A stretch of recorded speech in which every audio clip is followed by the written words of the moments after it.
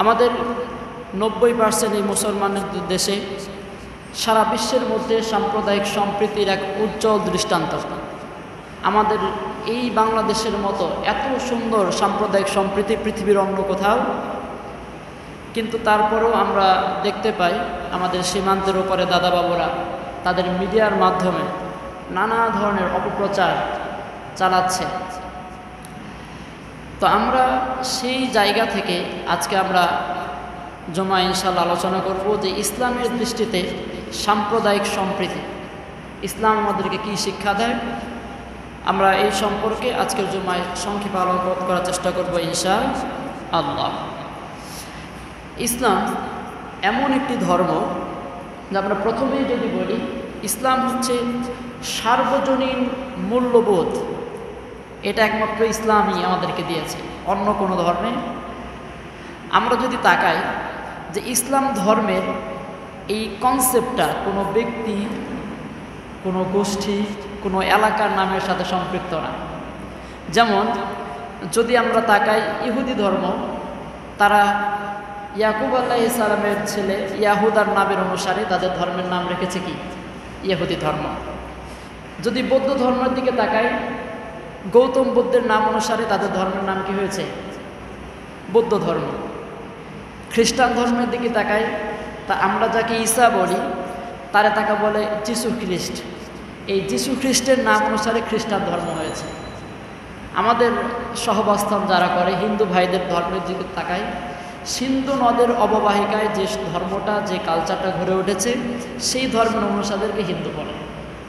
কিন্তু ইসলাম কীরকম কোনো কনসেপ্ট নিয়ে আসছে যে আমরা মুহাম্মদী ধর্ম, মুহাম্মদ সাল্লাল্লাহু আলাইহি সাল্লাম প্রচার করছে এই জন্য, কিন্তু এই নামটা মহান আল্লাহ তাআলা দিয়েছেন ইসলাম। মানে হচ্ছে আত্মসমর্পণ করো, শান্তি প্রতিষ্ঠিত হয়ে যাবে। কোনো ব্যক্তি, কাল, সমাজ, গোষ্ঠী, কোনো এলাকার নামের সাথে আমাদের ধর্মের কোনো সম্পৃক্ত নাই।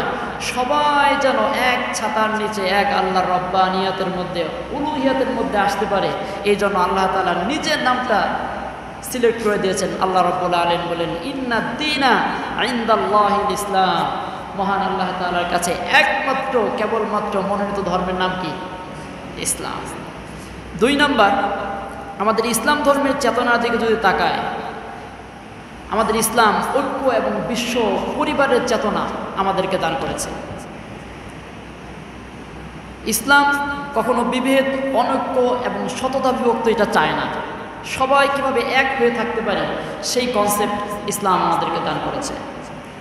পবিত্র কোরআনের 4 নম্বর সূরা সূরাতুন নিসার 1 নম্বর আয়াতে বলছেন, ইয়া আইয়ুহান নাসুত্তাকু রাব্বাকুমুল্লাযী খালাকাকুম মিন নাফসিন ওয়াহিদা ওয়া খালাকা মিনহা যাওজাহা ওয়া বাসসা মিনহুমা রিজালান কাসীরান ওয়া নিসা।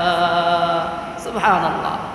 রব্বুল আলামিন সূরাতুন নিসার প্রথম আয়াতে বললেন, হে মানুষ সকল, তোমরা তোমাদের প্রভুদেরকে ভয় করো, যিনি তোমাদেরকে সৃষ্টি করেছেন এক আদম থেকে। আমাদের আদি গোড়া কি? পৃথিবীতে হিন্দু, বৌদ্ধ, খ্রিস্টান, যত ধর্মের লোক আছে, সাদা কালো, আফ্রিকান, আমেরিকান, আরবি, আজমি, সব মানুষ গোড়া কোথায়? এক আদম থেকে। হিন্দু আমার ভাই, বৌদ্ধ আমার ভাই, খ্রিস্টান আমার ভাই, সবাই আমরা আদমের সন্তান। এই কনসেপ্টটা ইসলাম দান করেছে। জাতি, ধর্ম, বর্ণ নির্বিশেষে সবাইকে এক কাতারে, এক পরিবারে নিয়ে এসেছে কে? ইসলাম ধর্মে কোনো ভেদাভেদ নাই। 3 নাম্বার, ইসলাম আমাদেরকে সার্বজনীন ভ্রাতৃত্বের চেতনায় উদ্বুদ্ধ করে। ইসলাম যে আমাদেরকে কনসেপ্টটা দেয়, আল্লাহ রাসূল সাল্লাল্লাহু আলাইহি ওয়াসাল্লাম বললেন, আল খালকু কুল্লুহুম ইয়ালুল্লাহ। আল্লাহ রাসূল বললেন, আল্লাহর যত সৃষ্টি আছে সব সৃষ্টি হচ্ছে আল্লাহ তাআলার পরিবার। সুবহানাল্লাহ। তারপর বললেন, ফা আহাব্বুল খালকি ইলাল্লাহি আনফাহুম লিইয়ালিহি। আল্লাহ রাসূল বললেন, আল্লাহর কাছে ওই ব্যক্তি, ওই সৃষ্টি সবচেয়ে প্রিয় যে তার সৃষ্টির প্রতি উপকার আসে। সুবহানাল্লাহ। তাহলে আল্লাহ তাআলার পরিবারের সাথে সৎ ব্যবহার যদি করা হয়, আমরা আল্লাহর কাছে প্রিয় হয়ে যাব। দেখেন, কিন্তু এই বিশ্ব মানবতা এবং বিশ্ব ভ্রাতৃত্বের চেতনা আমরা উপেক্ষা করে আজকের পৃথিবীতে মানুষ বংশ, গোত্র, ধর্ম, বর্ণ, তারপর হচ্ছে ভাষা, তারপর অবস্থান ইত্যাদির কারণে আজকে আমরা শতধা বিভক্ত হয়ে গেছি। ছোট ছোট ভূখণ্ডে আমরা এক একটা জাতীয়তাবাদ প্রতিষ্ঠা করেছি, যার ফলে মানুষের মধ্যে বিভেদ এবং দূরত্ব সৃষ্টি হয়েছে, মানুষের মধ্যে কাঁটাতার গড়ে উঠেছে।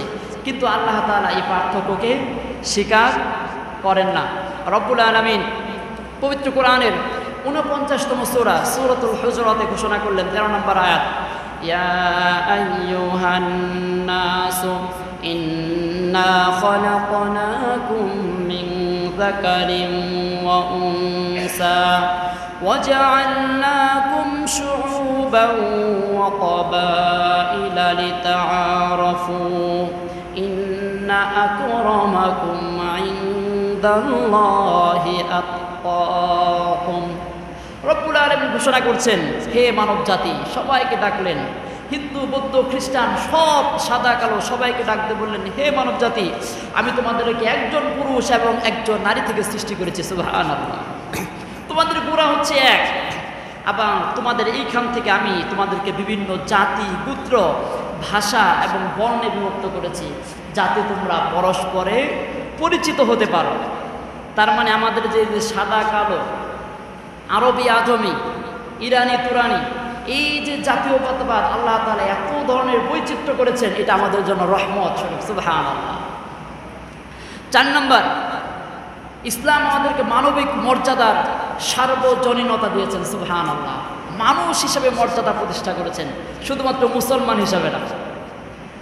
রব্বুল আলামিন পবিত্র কোরআনের ১৭ নম্বর সূরা সূরাতুল বনী ইসরাঈল ঘোষণা করছেন, ওয়ালাকাদ কাররামনা বনী আদম। সুবহানাল্লাহ। যে আমি আদম সন্তানদেরকে সম্মানিত করেছি। সুবহানাল্লাহ। কথা কি বলেন? যে আমি আদম সন্তানদেরকে সম্মানিত করেছি, শুধুমাত্র মুসলমান বলে নাই, শুধুমাত্র আরবদের কথা বলে নাই, শুধুমাত্র একটা গোষ্ঠী, একটা জাতির কথা বলে নাই। এখানে আদম সন্তানের মধ্যে সব ধর্মের, জাতি, বর্ণের সব মানুষ আছে কি নাই? আল্লাহ তাআলা মানুষদেরকে সম্মানিত করেছেন। এমনকি এই মানুষদের বিরুদ্ধাচরণ করতে নিষেধ করেছেন, কারণ এই মানুষটা হয়তো এখন আল্লাহর প্রতি ঈমান আনে নাই, কিছুক্ষণ পরে আনতে পারে কিনা।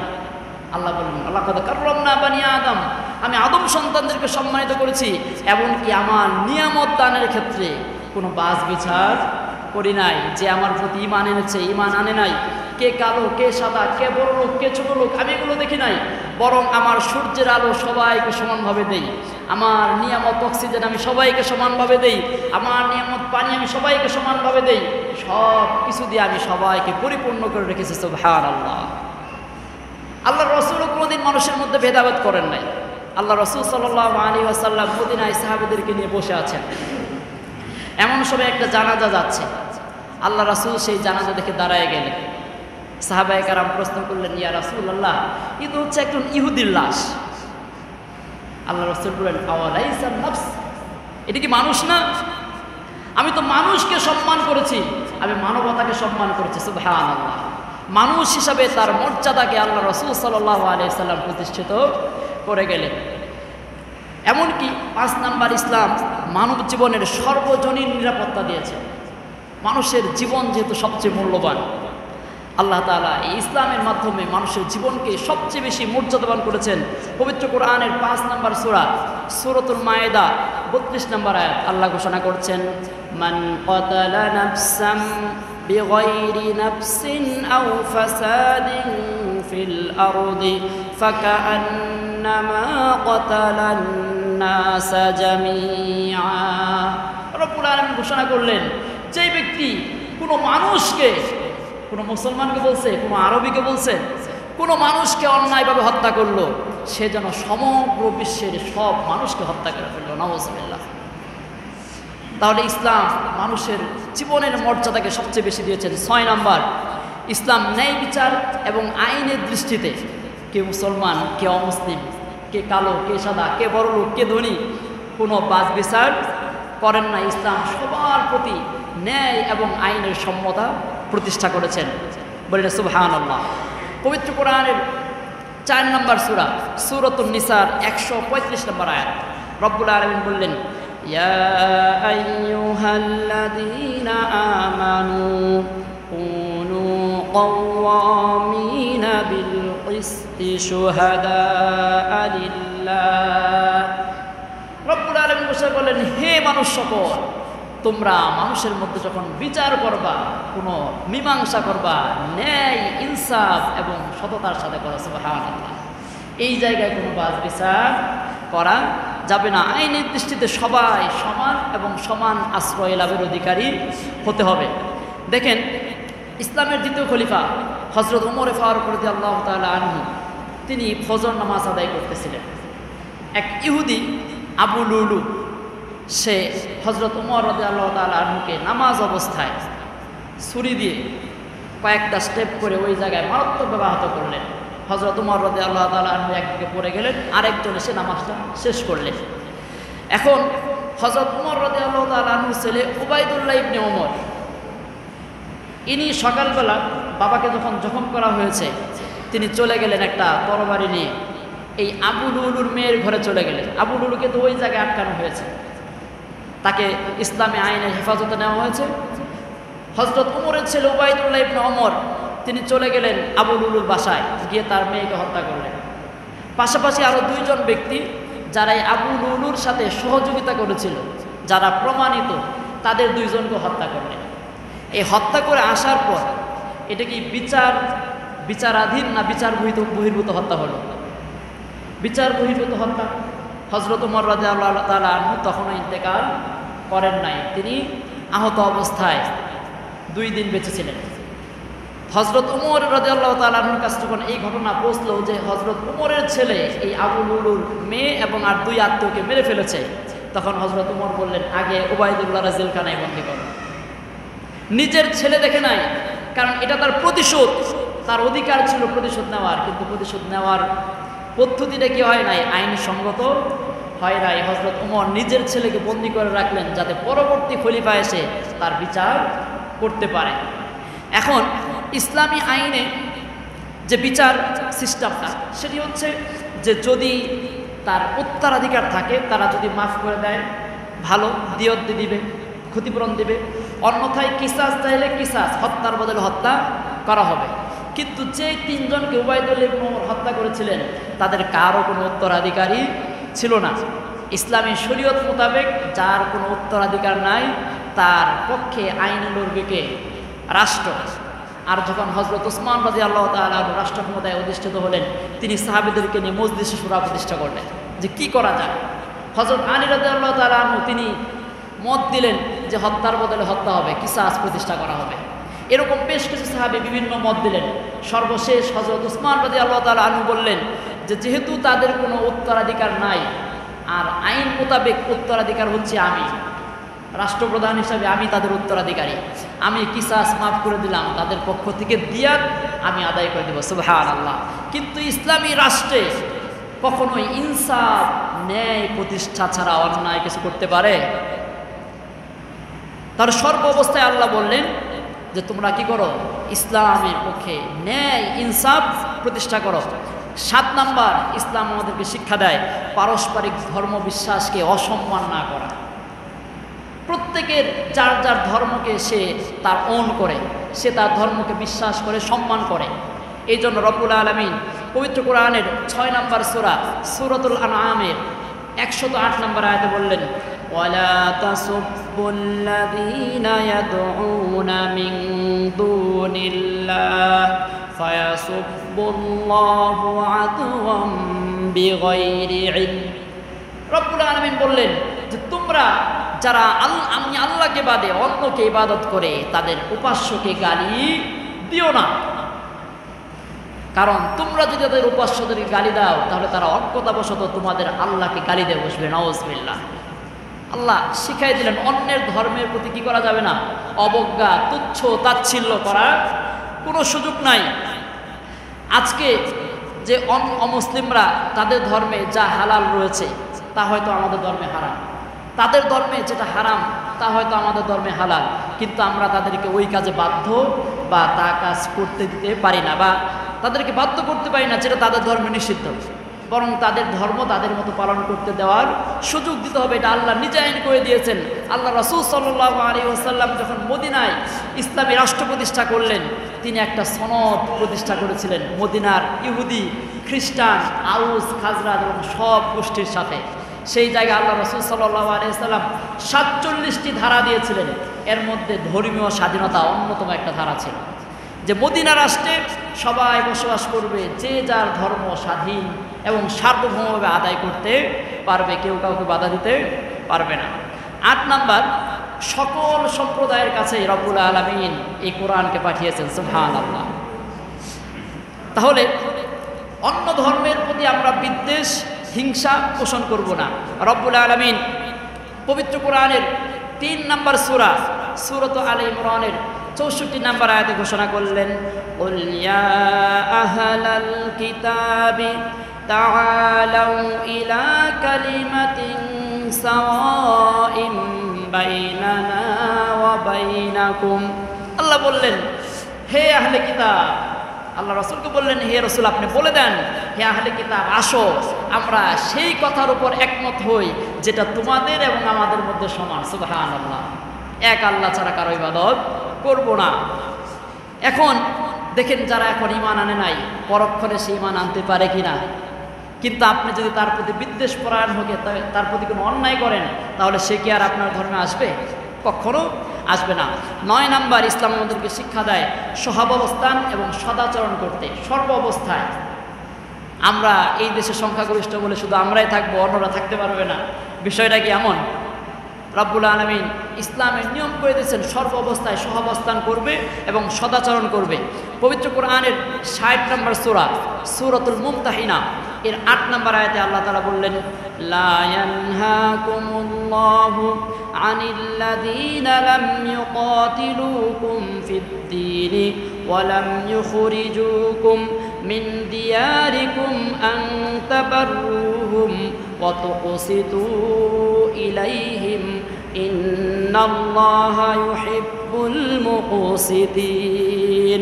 রব্বুল আলামিন বললেন, যারা তোমাদের সাথে খারাপ আচরণ করে নাই, তোমাদের বিরুদ্ধে যুদ্ধ করে নাই, তাদের সাথে তোমরা খারাপ আচরণ করো না, বরং তাদের সাথে ইনসাফপূর্ণ সহাবস্থানের আচরণ করো। সুবহানাল্লাহ। ইসলাম 10 নম্বর আমাদেরকে যে শিক্ষাটা দেয় সেটা হচ্ছে উদার দৃষ্টিভঙ্গি এবং ক্ষমার নীতি অবলম্বন করা। একজন আপনার প্রতি অন্যায় করেছে, আপনি উদার দৃষ্টিভঙ্গি লালন করেন, তাকে ক্ষমা করে দেন। রব্বুল আলামিন পবিত্র কোরআনের 7 নম্বর সূরা সূরাতুল আরাফের 199 নম্বর আয়াতে বললেন, খুযিল আফওয়া ওয়া'মুর বিল আরফ ওয়া'মুর বিল আদলি ওয়া আ'রিদ আনিল মুশরিকিন। রব্বুল আলামিন ঘোষণা করলেন, হে রাসূল আপনি ক্ষমার নীতি অবলম্বন করেন। সুবহানাল্লাহ। নেক কাজে আদেশ দাও এবং মূর্খ যারা আছে তাদেরকে এড়ায় চলো, তাদের সাথে তর্কে যাওয়া যাবে না। আমরা আল্লাহ রাসূলের জীবনী থেকে দেখতে পাই, আল্লাহ রাসূল সাল্লাল্লাহু আলাইহি ওয়াসাল্লাম যখন মক্কা বিজয় করলেন, দেখেন যে মানুষগুলো আল্লাহ রাসূল সাল্লাল্লাহু আলাইহি ওয়াসাল্লামকে সারাটা জীবন কষ্ট দিয়েছে, এমনকি তাকে হত্যা করার জন্য তার ঘর ঘেরাও করেছে, সেই অবস্থা থেকে আল্লাহ রাসূল নিজের প্রাণটা নিয়ে পালায়া কোনো রকম মক্কা থেকে মদিনায় গেছে। যেই মানুষগুলো সারা জীবন তাকে অত্যাচার নির্যাতন করেছে, যখন মক্কা বিজয়ের সময় সেই মানুষগুলো সবাই কাবা ঘরের চত্বরে আল্লাহ রাসূলের সামনে এসে দাঁড়িয়ে আছে। আল্লাহ রাসূলের একটা ইশারাতে কারো কল্লা থাকবে? এমন সময় আল্লাহ রাসূল বললেন, আজকে তোমরা আমার কাছে কেমন আচরণ প্রত্যাশা করো? সবাই তখন বললেন, আপনি আমাদের সম্মানিত ভাই, সম্মানিত ভাইয়ের ছেলে, আজকে আপনার থেকে সেই ইনসাফপূর্ণ সেই ক্ষমার আচরণ আমরা প্রত্যাশা করি। আল্লাহ রাসূল বললেন, যাও, হযরত ইউসুফ আলাইহিস সালাম তার ভাইদের ব্যাপারে যেরকম বলেছিল, আজকে আমিও তোমাদের ব্যাপারে সেরকম বললাম, লা তাসরিবা আলাইকুমুল ইয়াউম, আজকে তোমাদের প্রতি আমার কোনো বিদ্বেষ নাই, হিংসা নাই, রাগ নাই, কোনো কিছু নাই, তোমাদের সবাইকে ক্ষমা করে দিলাম। সুবহানাল্লাহ। আল্লাহ রাসূলের একটা কথায়, এই একটা কথায় মক্কার সব বড় বড় কাফেররা সব ঈমান এনে ইসলামের সুশীতল ছায়াতলে চলে আসছে। সুবহানাল্লাহ। তাহলে ইসলাম বললেন ক্ষমার নীতি অবলম্বন করো, উদার দৃষ্টিভঙ্গি করো। 11 নম্বর, ইসলাম আমাদেরকে শিক্ষা দেয় উগ্র জাতীয়তাবাদ, এটা চেতনা নিষিদ্ধ। আজকে আমাদের প্রত্যেকে যে ছোট ছোট ভূখণ্ডের মধ্যে এক একটা জাতি হয়েছে আমরা, এই জাতীয়তাবাদ আস্তে আস্তে মানুষদেরকে জাহান্নামের দিকে নিয়ে যায়। ইসলামে জাতীয়তাবাদ নিষিদ্ধ। ইসলামে একটাই জাতীয়বাদ, আমরা মুসলিম। ইসলামে ভ্রাতৃত্ব 3 প্রকার। একটা হচ্ছে সহোদর ভাই, আল ইনসানিয়াতুন নাসাবিয়া, যে সহোদর ভাই যারা। 2 নাম্বার দ্বীনি ভাই, এই যে আমরা যারা আসছি সবাই দ্বীনি ভাই। আরেকটা হচ্ছে আমরা সমগ্র মানবতার যে ভ্রাতৃত্ব, সবাই আমরা আদম এবং হাওয়ার সন্তান।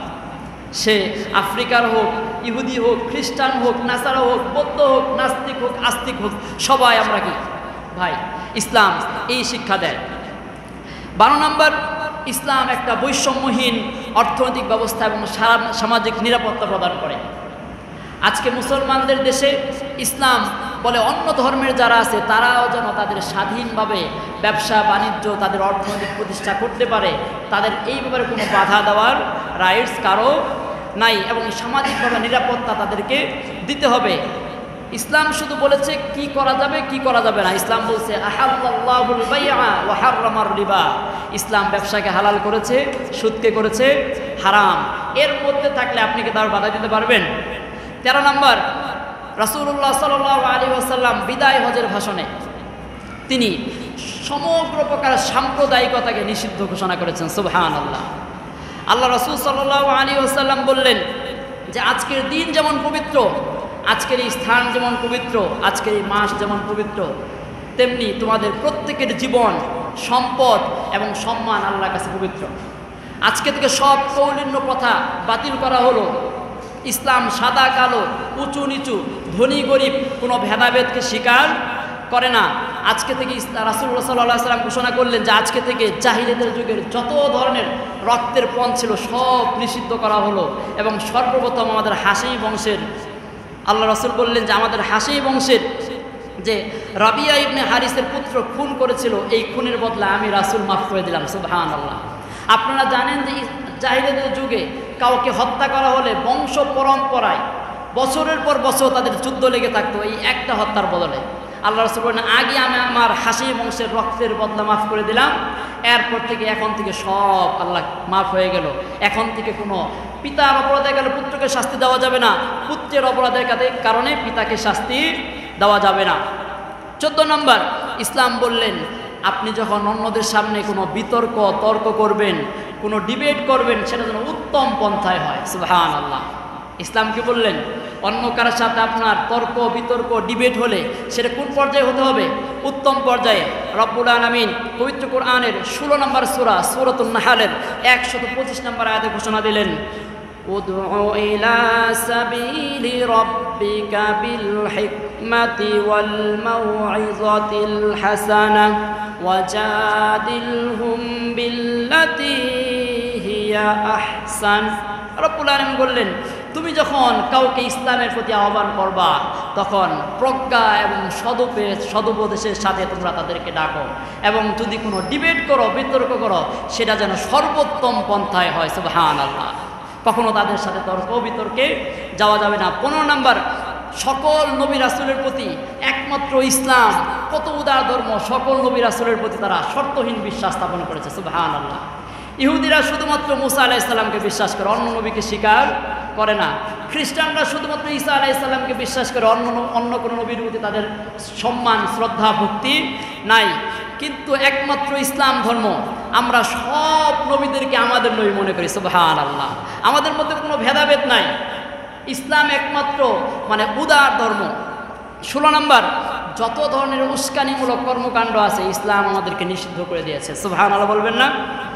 মানুষে মানুষে হিংসা বিদ্বেষ ছড়ায় এরকম কোনো কথাবার্তা, তাদের প্রতি ঘৃণা বিদ্বেষ পোষণ করা ইসলাম এটা নিষিদ্ধ করেছে। পবিত্র কোরআনের 49তম সূরা সূরাতুল হুজুরাতের 11 এবং 12 নম্বর আয়াত রব্বুল আলামিন বললেন, ইয়া আইয়ুহাল্লাযীনা আমানু লা ইয়াসখার কওমুন মিন কওমিন আসা আন ইয়াকুনু খায়রাম মিনহুম। হে ঈমানদাররা, তোমরা একদল আরেক দলকে কখনো উপহাস করো না, কারণ তুমি যাকে উপহাস করছো তোমার চেয়ে সে আল্লাহর কাছে উত্তম হইতে পারে। সুবহানাল্লাহ। আপনারা এই সূরাতুল হুজুরাতের 11 এবং 12 নম্বর আয়াতটা পড়ে নেবেন যে কত আমাদের আল্লাহ তাআলা কত স্পষ্টভাবে দিক নির্দেশনাগুলো দিয়ে দিয়েছেন। 17 নম্বর, রব্বুল আলামিন আমাদেরকে আন্তঃধর্মীয় সংলাপের কথা বলে দিয়েছেন। সুবহানাল্লাহ। আল্লাহ রাসূল সাল্লাল্লাহু আলাইহি ওয়াসাল্লামও এই মদিনার ইহুদি খ্রিস্টানদের সাথে আন্তধর্মীয় সংলাপ করে সবাই কথাবার্তা বলে একটা সুন্দর সমাধানে চলে গিয়েছেন। ইসলাম আমাদেরকে এই শিক্ষা দেয়। পবিত্র কোরআনের ৩ নম্বর সূরা সূরাত আলে ইমরানের ৬৪ নম্বর আয়াতে রব্বুল আলামিন ঘোষণা করেন, কুল ইয়া আহলাল কিতাব তাআলু ইলা কালিমাতিন সাওয়াইন বাইনানা ওয়া বাইনাকুম, হে আহলে কিতাব আসো আমরা ওই কথার উপর একমত হই যেটা তোমার আর আমার সমান। সুবহানাল্লাহ। এইভাবে ইসলাম আমাদেরকে শিক্ষা দিয়েছেন। দেখেন নবী রাসূলুল্লাহ সাল্লাল্লাহু আলাইহি ওয়াসাল্লাম যখন মদিনায় হিজরত করলেন, আমরা সবাই জানি পৃথিবীর সর্বপ্রথম লিখিত সনদ যেটা মদিনা সনদ, এটা কি শুধুমাত্র মুসলমানদের মধ্যে হয়েছে? ইহুদি খ্রিস্টান হাউস খাজরাজ মুশরিক যারা ছিল সবাইকে নিয়ে আল্লাহ রাসূল একটা সনদ প্রতিষ্ঠা করলেন, মদিনা সনদ। 47টা ধারা। এই জায়গায় সব ধর্মের স্বাধীনতা ছিল কি ছিল না? রাসূলুল্লাহ সাল্লাল্লাহু আলাইহি ওয়াসাল্লাম 6ষ্ঠ হিজরিতে যখন হজ করার জন্য মক্কায় আসতে লাগলেন, মক্কার মুশরিকরা রাসূলুল্লাহ সাল্লাল্লাহু আলাইহি ওয়াসাল্লামকে বাধা দিলেন। আল্লাহ রাসূল হুদাইবিয়া নামক স্থানে তাবু স্থাপন করলেন। ওই জায়গায় মক্কার মুশরিকদের সাথে আল্লাহ রাসূল একটা সন্ধি হয়েছিল। সেই সন্ধির নাম কি? হুদাইবিয়ার সন্ধি। এই সন্ধিটা কি শুধু মুসলমানদের মধ্যে হয়েছে? মুসলমান মুশরিকদের মাঝে হয়েছে। এরকম ইসলাম শিক্ষা দেয় সবাইকে নিয়ে কীভাবে সহাবস্থান করা যায়। এটা হচ্ছে ইসলামের শিক্ষা, আমরা মুসলমানরা সেটা মেনে চলি। সর্বশেষ বলতে চাই, তথ্য প্রযুক্তির এই যুগে টেকনোলজি যেমন আমাদেরকে উপকার করেছে, ঠিক আমাদের অনেক অপকারিতার দিকও আছে। দেখেন আমাদের পার্শ্ববর্তী সীমান্তর উপারের দাদারা সাম্প্রদায়িক এই সম্প্রীতির দেশ, সারা বিশ্বের মধ্যে মুসলমানরা, আমাদের বাংলাদেশের সুনাম সারা বাংলাদেশে সারা পৃথিবীতে, যে সাম্প্রদায়িক সম্প্রীতির উজ্জ্বল দৃষ্টান্ত আমাদের এই 56,000 ভূখণ্ড। আমাদের এই জায়গায় কোনোদিন কোনো সাম্প্রদায়িক দাঙ্গা, যেটা কমিউনাল রাইটস যাকে বলা হয়, এরকম কোনো একটা আজ পর্যন্ত হয় নাই। কিন্তু উপরের দাদাবাবুরা মিথ্যা এবং তথ্য সন্ত্রাসের মাধ্যমে অপপ্রচার করে যাচ্ছে, আমাদের এই দেশকে অস্থিতিশীল করার জন্য নানা ধরনের অপপ্রচার চালাচ্ছে। আমরা নাকি মন্দির ভেঙে ফেলছি, মূর্তি ভেঙে ফেলছি, সংখ্যালঘুদের উপর নির্যাতন করে তাদেরকে সব ভারতে পাঠিয়ে দেওয়া হচ্ছে, ব্যবসা করতে পারে না, হিন্দু ভাইয়েরা গণহারে ভারতে পালিয়ে যাচ্ছে। এবং বিভিন্ন জায়গার ভিডিও ফুটেজগুলো, অনেক আগের ফুটেজগুলো তারা বারবার প্রচার করে আমাদের দেশের মধ্যে একটা অস্থিতিশীল পরিস্থিতি সৃষ্টি করার তারা পায়তারা করতেছে। তারা বারবার হাইমাতম করতেছে যে ভারত কেন এখানে হস্তক্ষেপ করছে না। আমরা বলি আপনাদের এত হাইমাতমের দরকার নাই। আপনাদের এই অপপ্রচার থেকে আমাদের পরিবেশ যাতে নষ্ট না হয়, আমাদের দেশের পরিস্থিতি যাতে উত্তপ্ত না হয়, এই জন্য আমাদের দেশের যুব সমাজ, মাদ্রাসা ছাত্র ভাইয়েরা, মুসলমানরা হিন্দুদের মন্দির পাহারা দিচ্ছে, রাত জেগে জেগে তাদের ঘরগুলো নিরাপত্তা দেওয়ার ব্যবস্থা করতেছে। সাধারণ হিন্দু ভাই এবং হিন্দু নেতারা পর্যন্ত আপনাদের বিরুদ্ধে মুখ খোলা শুরু করছে। তারা আপনাদের পাতা ফাঁদে পা দেয় নাই, তারা এবার সত্যটা মিডিয়ার সামনে বলে দিয়েছে। তো একটা কাজ ভালোই হয়েছে, তারা এই অপপ্রচার করার কারণে একটা কাজ ভালোই হয়েছে। একটা গল্প শোনেন, এক লোক বিয়ে করছে, বিয়ে করার পরে বউ তার কাছে আসে না। 1 মাস 2 মাস 3 মাস যায়, 6 মাস চলে যায়, বউ কাছে আসে না। এই লোক তখন নানা ধরনের ঝাড়ফুঁক, তাবিজ কবজ এগুলো শুরু করলো, কোনোটাতেই কোনো কাজ হয় না। সর্বশেষ এক জায়গায় দেখলো আখেরি চ্যালেঞ্জ, অব্যর্থ স্ট্যাম্প লিখিত কাজ হবেই, এরকম একটা চ্যালেঞ্জ দেখে তার থেকে তাবিজ নিয়ে আসে। যারা আর কি তাবিজ কবজ বিশ্বাস করে আর কি, তাবিজ নিয়ে আসার পরে ওই দিন স্বামী বিছানায় শুয়ে আছে আর মনে মনে ভাবতেছে আজকে তো কাজ হবেই, আজকে অব্যর্থ আখেরি চ্যালেঞ্জ নিয়ে আসছি। সে শুয়ে আছে আর মনে মনে ভাবতেছে কখন স্ত্রী আসে। মাঝরাতে হঠাৎ করে স্ত্রী কাছে এসে তার গলা জড়ায় ধরছে। সে তখন আনন্দের আতিশয্যে বলেই ফেললো, যাক আমার আখেরি চ্যালেঞ্জে কাজ হয়েছে, যে তাবিজটা আনলাম সেটাতে কাজ হয়েছে। বউ বলে, না তোমার তাবিজে কাজ হয় না, ঘরে চোর ঢুকছে, ভয়ে তাই তোমার কাছে আসছে। ওই লোক তখন বলে, চোর আমি তোমারে ফেরাবো না, আমি তোমারে ওয়েলকাম করি, তুমি প্রতি রাতে আমার ঘরে আসো, তোমার কারণে আমার জীবন আর সাধনার ধন স্ত্রী আমার কাছে আসছে। তা আমরা বলি, ভারতের দাদাবাবুরা আপনাদের এই অপপ্রচার কারণে আমরা বাংলার মুসলমান হিন্দুরা আজকে এক হয়ে গিয়েছে। সুবহানাল্লাহ, আলহামদুলিল্লাহ। আজকে আপনাদের অপপ্রচারের কারণে তারাও আজকে আমাদের সুরে সুর মিলায়া কথা বলতেছে। এই আমাদের এই দেশ সাম্প্রদায়িক সম্প্রীতির দেশ। সুবহানাল্লাহ। পৃথিবীর সব দেশে বলেন তো কোন দেশে সংখ্যালঘুরা সবচেয়ে নিরাপদ? যে সমস্ত দেশে মুসলমান সংখ্যাগরিষ্ঠ। কারণ ইসলাম আমাদেরকে সাম্প্রদায়িক সম্প্রীতির শিক্ষা দেয়। ইসলাম কখনো আমাদেরকে মারামারি, দাঙ্গা, হাঙ্গামা, অন্যের অধিকার হরণ করার শিক্ষা আমাদেরকে দেয় না।